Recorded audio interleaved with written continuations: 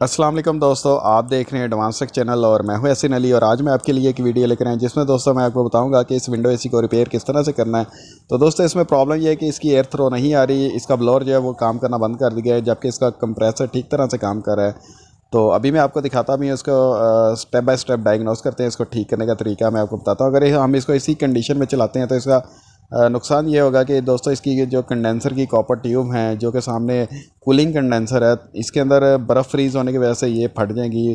तो इसको फिक्सअप करना बहुत ही ज़रूरी है। तो चलिए ज़रा जल्दी से वीडियो को कंटिन्यू करते हैं। वीडियो को कंटिन्यू करने से पहले मैं आपको यही रिकमेंड करना चाहता हूँ कि अगर अभी तक आपने मेरे चैनल को सब्सक्राइब नहीं किया तो मेरे चैनल को सब्सक्राइब कर लें। नोटिफिकेशन के लिए बेल के बटन पर क्लिक करना मत भूलिएगा। तो लेट्स स्टार्ट। दोस्तों एसी का फ्रंट पैनल मैंने उतार लिया, इसकी नॉब भी उतार ली है। नॉब के आगे इसके एक पैनल का डिस्प्ले इंटरफेस लगा होता है, इसको ऑपरेट करने का तरीका इसके ऊपर लिखा होता है, तो ये भी मैंने उतार लिया। अब इसके जो स्क्रूज़ हैं इनको जल्दी से ओपन कर लेते हैं। स्क्रूज़ को ओपन करने से पहले मैं आपको दिखा दूं कि इसमें प्रॉब्लम क्या है। ये ब्लोअर वाली साइड है और दूसरी साइड पे हाई ब्लोअर है, लेकिन दोनों साइडों पे नहीं जा रहा। जैसे ही कंप्रेसर ऑन करते हैं, कंप्रेसर की जो है साउंड आप देख रहे होंगे, कंप्रेसर चलता है लेकिन एयर इसके अंदर बिल्कुल भी नहीं आ रही। कंडेंसर जो है वो कूलिंग कर रहा है, लेकिन इसकी फ्रंट से जो है हमें ठंडी हवा बाहर की तरफ फील नहीं हो रही। तो इसको फिक्सअप करते हैं स्टेप बाय स्टेप।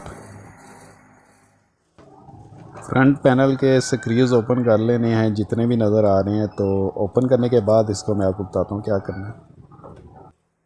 अब टेम्परेचर सेंसर को रिमूव कर लेना है। उसके बाद इसका फ्रंट पे जो पैनल है इसको थोड़ा सा टिल्ट करके बाहर निकालना है, ताकि इसके जो वायरिंग के कनेक्शन है वो मैं चेक कर सकूं कि हो सकता है कोई लूजिंग हो या कोई इसकी जो वायर है उसमें कोई प्रॉब्लम हो, जैक लूज़ हो या जैक सही तरह से ना लगा हो, या जैक के अंदर टर्मिनल जो है वो थोड़े से ख़राब हो। तो फर्स्ट ऑफ़ ऑल ये थर्मोस्टेट की वायर में अभी आपको दिखाता हूँ। ये मेन वायर आ रही है पॉजिटिव की, थर्मोस्टेट नहीं सॉरी, साथ जो है वो इसकी प्रॉप जो है ऑन ऑफ वाली, और ये थर्मोस्टेट भी साथ ही लगा हुआ है। और उसके बाद ये मेन वायर है, ये थर्मोस्टेट की मेन वायर है जो इसके साथ पॉजिटिव की लगी है, थर्मोस्टेट के से हो के आगे जाती है। कंप्रेसर की मेन वायर जो है थर्मोस्टेट के अंदर लगी होती है, जो कि इसकी ऑन, ये देखें ये दो वायर जो हैं इनमें से एक मेन वायर है, दूसरी जो है वो कंप्रेसर की तरफ जा रही है। तो मेन वायर और कंप्रेसर का तो मसला नहीं है, हमने ब्लोअर को फाइंड आउट करना है। तो ब्लोअर वाली वायर जो है उसको मैं रिमूव कर देता हूँ। उसके बाद उसको डायरेक्ट भी लगा के देखेंगे कि सेलेक्टर स्विच में प्रॉब्लम है या कि जैक में। अगर डायरेक्ट लगाने से ब्लोअर चलता है तो इसका इट मीन्स कि आपके जैक में प्रॉब्लम है या आपकी कनेक्टर में कोई प्रॉब्लम है। लेकिन अगर डायरेक्ट लगाने से भी नहीं चलता तो इसका मतलब है कि ब्लोअर की मोटर में या इंटरनल कोई और फॉल्ट है। तो अभी मैं इसको चेक करता हूँ। ये साथ ही है,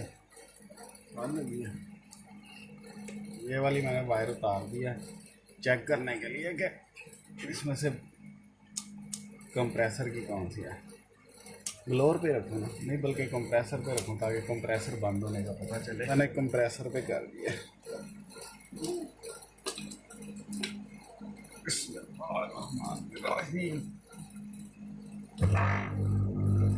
कंप्रेसर अभी भी जा रहा है, इसका मतलब ये है कि ये कंप्रेसर की नहीं थी, ये ब्लोअर की ही थी।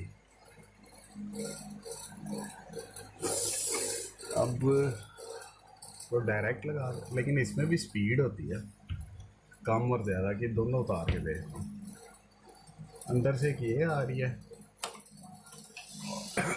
और ये तो मेन होगी, ये ऑन ऑफ की होगी। यहाँ से हम एक एक करके जैक को उतार के इसको स्टेप बाय स्टेप जैक को उतार के इसको ऑन ऑफ करके देखेंगे। जहाँ पे कंप्रेसर भी बंद हो जाएगा इसका मतलब ये होगा कि वो वाला जैक कंप्रेसर का होगा। तो बाकी सारे जैक जो है उनको रिमूव कर देना है और उनको डायरेक्ट लगा के देखेंगे कि ब्लोअर चलता है या नहीं। अभी फ़िलहाल कंप्रेसर की जो वायर्स हैं वो डायग्नोस करनी है, तो स्टेप बाय स्टेप लगा के देखते हैं।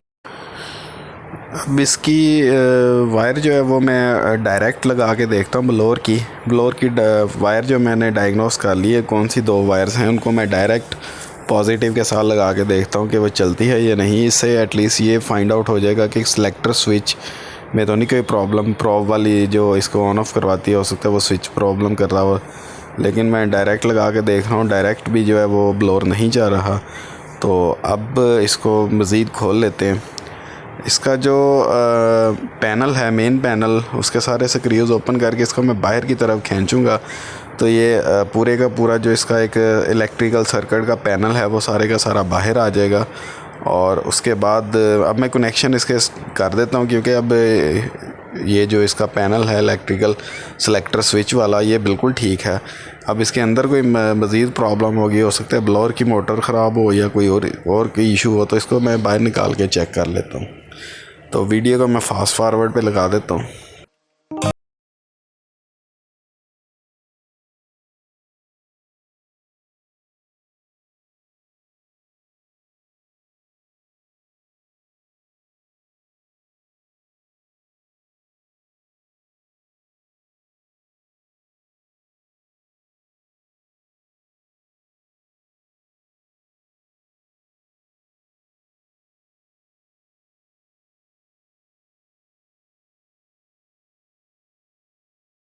تو یارو پینل الیکٹریکل پینل باہر نکالنے سے ایک چیز فزیکلی مجھے ڈیمیج نظر آئی ہے, وہ میں ابھی آپ کو دکھا دیتا ہوں.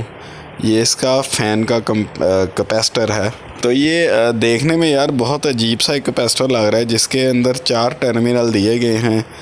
تو اگر اس طرح کا آپ کو کوئی ایشو نظر آئے تو اس میں کوئی گھبرانے والی بات نہیں ہے. اس کے جو 4 ٹرمینل ہیں وہ ایک سائڈ کے دونوں ٹرمینل اندر سے جڑے ہوتے ہیں, تو یہ پیرالل میں لگے ہوتے ہیں. دوسری سائڈ پہ بھی جو ٹرمینل ہیں وہ بھی جوائنٹ سیم ہیں. تو آپ کوئی بھی کیپیسٹر لے کے دونوں وائرز کو اکٹھا جوڑ کے آپ اس کے ساتھ لگا دیتے ہیں. میں کیپیسٹر کو ریموو کر کے اس کی کیپیسٹی دیکھتا ہوں. ویسے ہی 80 واٹ لیتا ہے, تو اس کا مطلب یہ ہے کہ بریکٹ فین یا جو آپ کا سیلنگ فین ہے اس کا کیپیسٹر اس کو لگ جائے گا. تو یہ آپ دیکھیں یہ فزیکلی جو ہے بلو اپ ہو چکا ہے. تو 450 وولٹ ہے اور 2.5 مائکرو فیرڈ اس کی کیپیسٹی ہے. تو یہ ڈیفینیٹلی آپ کو کسی بھی بریکٹ فین یا سیلنگ فین میں سے اویلیبل ہو جائے گا.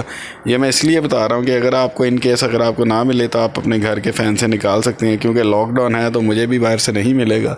میں نے بھی اپنے فین کے اندر سے ہی نکال کے لگانا ہے. تو میں آگے چل کے آپ کو دکھا دیتا ہوں فین میں سے نکال کے, اس میں اس کی کیپیسٹی بھی میں آپ کو چیک کروا دوں گا, سیم ایز اٹ از ہوگی. تو چلیے ذرا ویڈیو کو فاسٹ فارورڈ کرتے ہیں. اس کو میں ریموو کر لیتا ہوں ٹرمینلز کو. اور جیسا کہ میں نے آپ کو بتایا کہ اگر 4 ٹرمینل والا ہے تو گھبرانے کی بات نہیں ہے, یہ دونوں ٹرمینل انٹرنلی آپس میں جوائنٹ ہوتے ہیں. اس کو ریموو کر لیتے ہیں, اور ریموو کرنے کے بعد آپ نے کیپیسٹر کی ایک سیفٹی کا لازمی خیال رکھنا ہے. وہ چاہے کوئی بھی کیپیسٹر ہو, کوئی بھی ٹائپ کا ہو, کسی بھی سرکٹ کا ہو, آپ نے اس کو ڈسچارج کرنا نہیں بھولنا, چاہے وہ خراب ہی کیوں نہ. اس کو ان کے دونوں ٹرمینل کو آپس میں جوڑ دیں, ادروائز آپ کو کوئی الیکٹرک شاک یا فزیکل ڈیمیج یا اسکن ڈیمیج ہونے کا کوئی پرابلم ہو سکتا ہے. تو اب میں نے اس کو ڈسچارج کر لیا. میں اس کی جگہ پہ دوسرا کیپیسٹر لگا کے اس کو ریپلیس کر دیتا ہوں اور آپ کو دکھاتا ہوں کہ یہ چلتا ہے یا نہیں. سو یہاں پہ ایک بریکٹ فین اویلیبل ہے, اس کو میں نے اوپن کر لیا. اس کے اندر سے کیپیسٹر کو میں نکال لیتا ہوں. یہ ایکچولی ایک اسپیئر پیڈسٹرل فین ہے, اس لیے میں اس میں سے نکال رہا ہوں. لاک ڈاؤن میں مجھے باہر سے ملنا نہیں تھا, رات کا ٹائم تھا, تو اس میں یہ کیپیسٹر ہے, اس کو میں ریموو کر لیتا ہوں. اس کو اے سی والے کیپیسٹر کے ساتھ ریپلیس کر دوں گا. اب اے سی والے کیپیسٹر کو اتار کے میں نے بریکٹ فین کا کیپیسٹر لگانے کی کوشش کی ہے, لیکن وہ اس کے جو ٹرمینل ہیں کیپیسٹر کے وہ تھوڑے تھن تھے, پتلے تھے, جس کی وجہ سے وہ لوزنگ آ رہی تھی. اب میں اس کے تھمبل کو پلاس سے ٹائٹ کر کے اندر لگا رہا ہوں تاکہ لوزنگ نہ ہو, کیونکہ یار main cause of damage any electricity appliances is the losing. So be careful, there must be not any losing. اب وہی بات آ گئی ہے کہ دونوں وائرز میں نے لگا دی, اور جو 2 وائرز کیپیسٹر کے ساتھ لگی تھی اب میں آپ کے سامنے دونوں وائرز کو ایک ہی ٹرمینل کے اوپر جوائنٹ کر کے آپ کو دکھاتا ہوں. جو میں نے آپ کو شروع میں بتایا تھا کہ اگر ایک کیپیسٹر کے 4 یا زیادہ ٹرمینل ہوں تو گھبرانے کی ضرورت نہیں ہے, وہ پیرالل میں ہوتے ہیں. تو یہ میں آپ کے سامنے دوسری وائر اسی کے ساتھ اٹیچ کر رہا ہوں. لیکن آپ نے ایک بات کا خیال رکھنا ہے, جو 2 وائر آپس میں اٹیچ ہیں انہی کو آپ نے دوبارہ کیپیسٹر کے ساتھ اٹیچ کرنا ہے. یہ نہ ہو کہ ایک دوسرے کے ساتھ ایکسچینج کر دیں.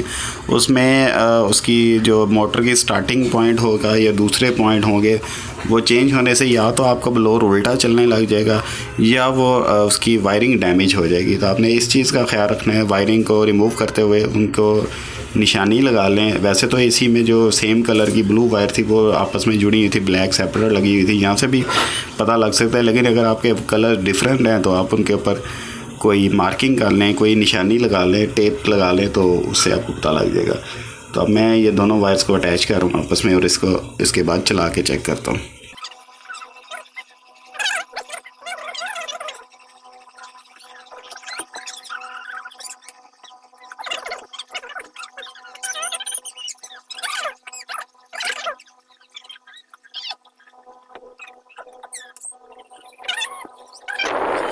اوکے جی, کیپیسٹر لگانے کے بعد یہ بالکل ٹھیک طرح سے اس کا بلور چل رہا ہے. تو اب میں اس کی فٹنگ کر کے آپ کو دکھا دیتا ہوں.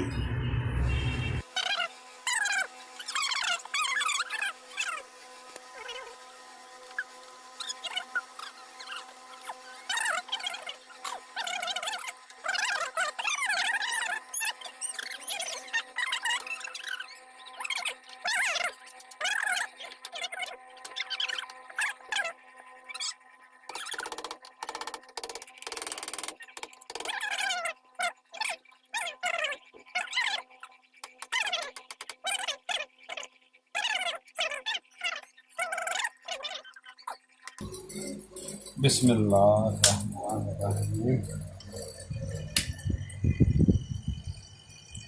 چلے آئے.